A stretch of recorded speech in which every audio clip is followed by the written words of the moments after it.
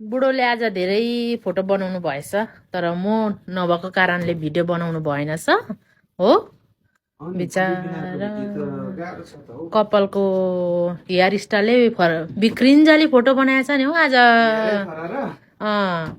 अनि बुढो म दोकानमा नहुँदा घरमा हुँदाखेरि चाहिँ तपाईँले कस्तो खानेकुरा खानु पाउनुहुन्छ अरे एकताल भनिदिनु त